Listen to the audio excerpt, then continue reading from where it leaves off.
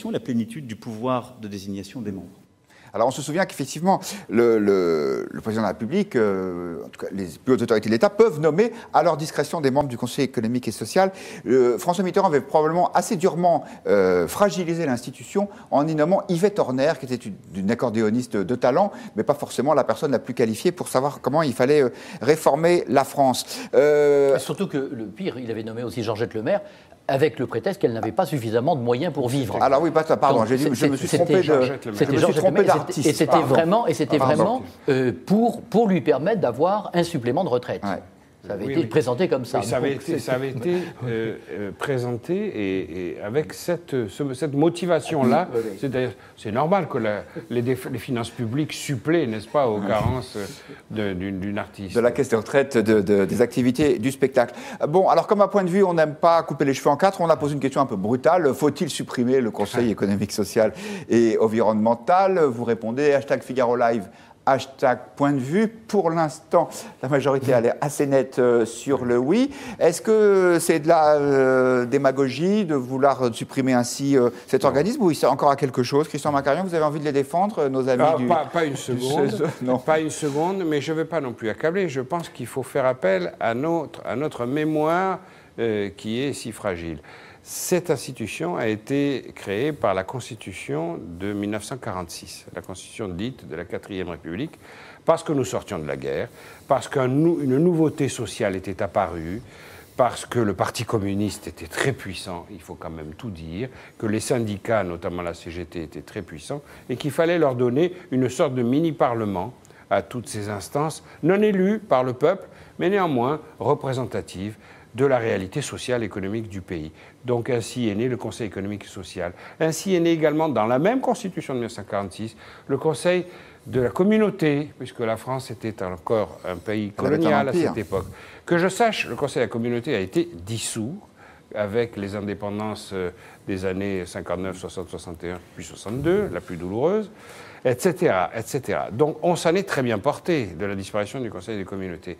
Moi je dis que le Conseil économique et social, déjà augmenté de environnemental, c'est dire à quel point le concept est flou, qui est une très jolie salle d'ailleurs. Dans le Palais d'Iéna, dans le 16e Palais d'Iéna, qui est ravissant. On pourrait en faire beaucoup d'usages très utiles au rayonnement de la France, ou tout simplement à l'expression de la démocratie à l'intérieur du pays. Je crois que Emmanuel Macron a raison.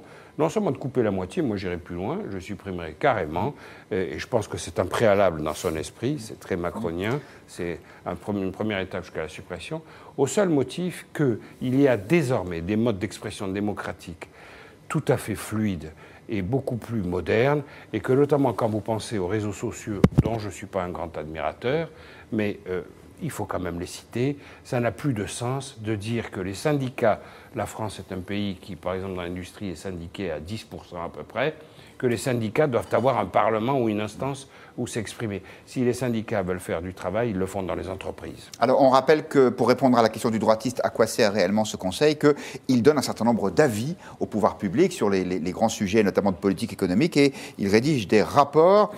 Renaud Girard, est-ce que vous rêvez d'entrer au Conseil économique, social et environnemental ou est-ce que vous accepteriez qu'on le supprime ? Mais vous me donneriez un appartement de fonction avec vue sur la Seine et des motards. Et des motards. Si ça ne dépendait que de moi, cher Renaud, vous savez, je ne pèse pas beaucoup. Parce qu'il y a aussi les secrétaires généraux de ce conseil avec des chauffeurs, etc. Ouais. Il n'y a pas d'appartement de fonction pour les membres du CESE. Les membres qui sont, qui reçoivent, je crois, un salaire de 2/3 de celui d'un député. Je vais vous le dire tout de suite, car on a beaucoup travaillé en préparant cette émission. Indemnisation de 3 786 € brut par mois. C'est à peu près le double pour le président. C'est ça.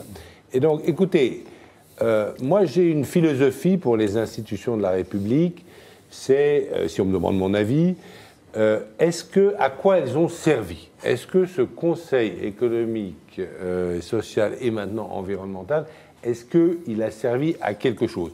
Alors, je lis un peu les journaux, je suis un peu l'actualité, j'ai un peu étudié les institutions de la République française. Jamais je ne peux pas me souvenir d'un rapport ou d'une motion ou d'un service que, j'ai sans doute tort, que le Conseil économique et social eût rendu à la nation. Et donc effectivement, si vous me donnez mon avis personnel, je suis pour le supprimer. Je vois pas très bien à quoi il sert. Voilà.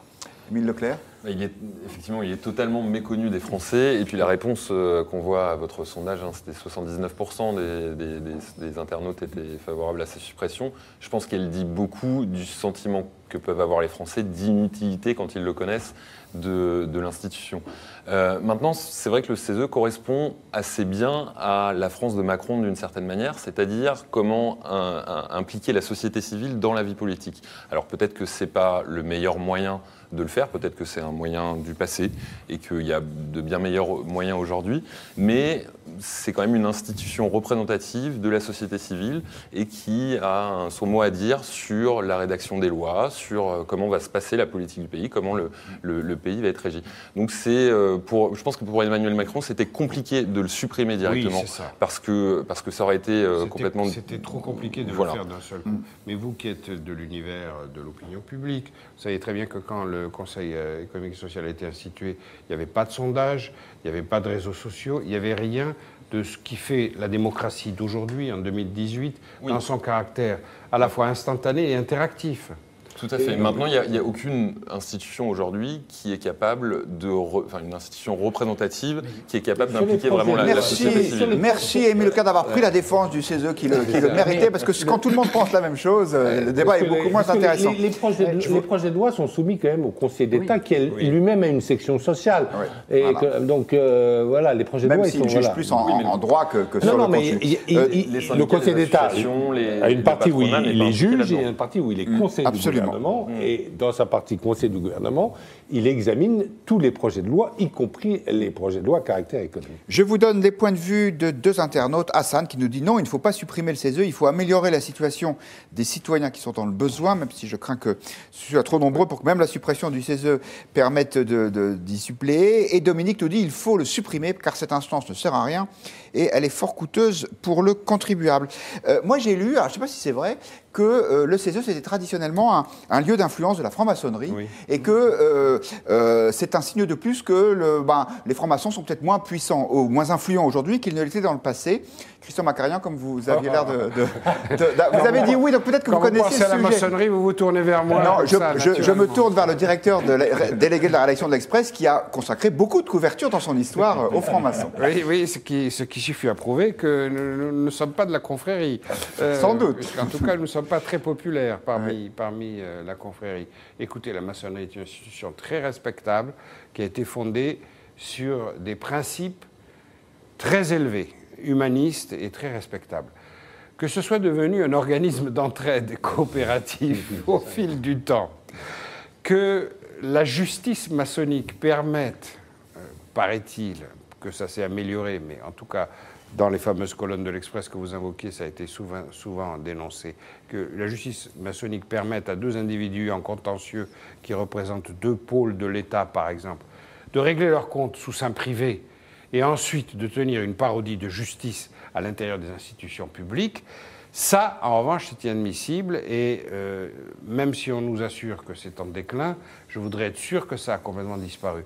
Je ne crois pas que, néanmoins, un des motifs valable de suppression du Conseil économique et social soit la réputation qu'il a d'être une antichambre de la franc-maçonnerie. Non, je dirais simplement que la maçonnerie avait des fers de lance, notamment la laïcité par exemple, la décolonisation, que une partie de son programme initial a été vidée de sa substance parce qu'il a été exécuté, parce qu'il a été, la franc-maçonnerie a été exaucée. Et c'est à partir de cet exaucement que la franc-maçonnerie est devenue simplement une association d'entraide.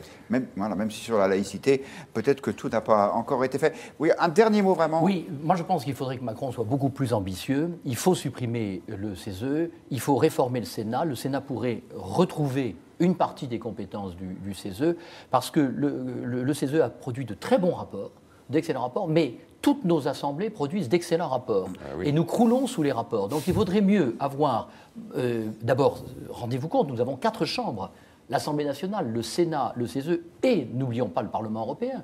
donc ça ne serait pas plus mal d'en supprimer effectivement une, et que le Sénat est une force de proposition, de contrôle, et que les rapports, du coup, soient entendus. Parce que, bien souvent, par exemple, j'ai le souvenir de rapports de Jean-Paul Delevoye, quand il était président du CESE, qui étaient tout à fait remarquables, mais je veux dire, c'était un prophète qui prêchait dans le désert.